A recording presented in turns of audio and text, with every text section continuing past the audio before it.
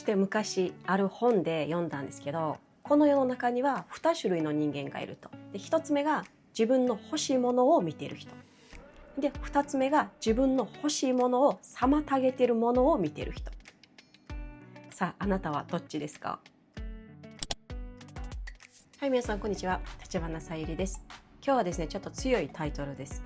この人たちの話を聞かないでっていうことでお話ししていきます。人生で何か新しいことを始めようとした時に、そんなの無理よ、そんなことして何になるの、失敗するよ、こんなこと言われた経験ありませんか？実は人生を変えようとした時に、必ずと言っていいほど以下の人たちが現れます。まず1人目です。ドリームキラーです。ドリームキラーっていうのは、あなたが何か新しいことに挑戦しようとした時に、そんなの無理、もうやめときな、もう絶対失敗する、こんなことを言ってくる人たちです。こういう人が現れたら、うわ、はい出た、ドリームキラーだっていうくらいに思ってください。もちろん何か新しいことに挑戦しようとしている時にリスクを考えてくれる人は必要です。でもこういうところは危ないよ、こういうところ準備した方がいいよっていうアドバイスと、あなたには無理、できるわけがないっていう風な否定は全然違います。そしてドリームキラーの言葉を聞いた時に一つだけ考えてほしいです。この人、私の憧れの人生を生きてる人なのかどうかっていうことです。ここちょっと毒舌になりますが、ドリームキラーって大体ご自身で挑戦したことがない人が多い気がします。はい、では2人目です。ネガティブな人たちです。私はネガティブな人の特徴は、何か新しいことを話すと、お金がない、時間がない、だって私には無理、もう年齢的に、こういったできない理由を次々に出してくる人たちだと思ってます。こういう人たちと一緒にいると、気づかないうちにその考え方が移ってきます。人間って気づかないうちに周りの人の言葉、周りの人の価値観に影響されます。だからこの人の話を聞いた後、前向きになれているのか、それともできない理由ばっかり考えるようになっているのか、ここを見てほしいです。もちろんネガティブになること自体は悪いことではないです。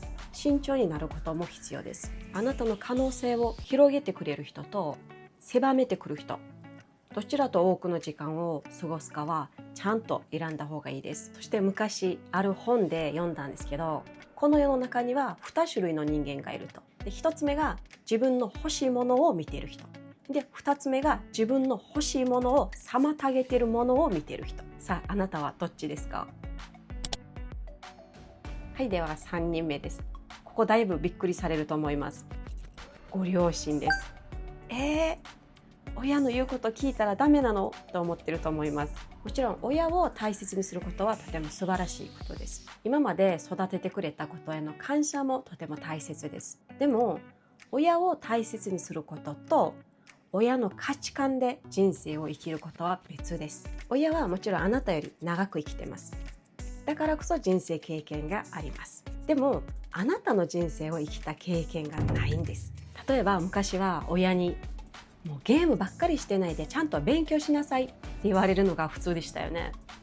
でも今はプロゲーマーっていうゲームを仕事にして生活してる人もいます。昔遊びだったものが今では職業になってるんですよ。なのであなたが何を感じて何を望んでどんな人生を送りたいのか、これを決めるのは最終的にあなたです。はい、では今日の話をまとめます。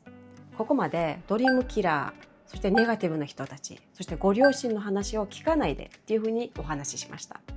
でも誤解しないでください。私は人の話を全部無視してくださいっていうふうに言ってるわけではないです。むしろ逆です。人生を変えたいなら誰の話を聞くかを慎重に選んでほしいです。まず自分の欲しい人生をすでに生きている人、そして自分の経験だけではなくて客観的な視点からアドバイスをしてくれる人、そして何よりあなたの可能性を信じながら、もし必要であれば厳しいことも言ってくれる人、この人たちの言うことを聞いてください。でも最後は自分で決める。これです。もし今何かやりたいことあるけど周りに反対されてるっていう方いらしたらコメントで教えてください。そしてあなたのやりたいことは何でしょうか？ぜひ楽しみに待ってます。はい、ではさゆり先生の小話コーナーです。どうぞ。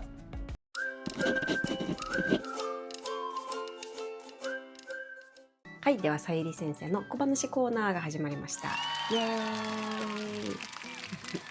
はい、本編で親の言うことを聞かないでくださいって言いましたが、実はうちの両親って私に何にも言ってこなかったんですよ。勉強しなさいとか、宿題やったんかとか何も言ってこなかったんですよ。当時はそれが普通だと思ってたんですよ。でも大人になって振り返ってみると、子育てってああしなさい、こうしなさいっていうよりも、自分自身が見本になることが一番伝わるんじゃないかなと思ってます。子は親の背中を見て育つ。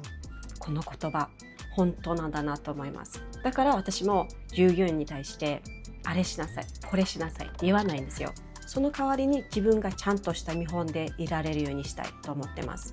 言葉で人を動かすよりも自分の背中で伝えられる人でありたいと思ってます。はい、皆さん今日の動画いかがだったでしょうか。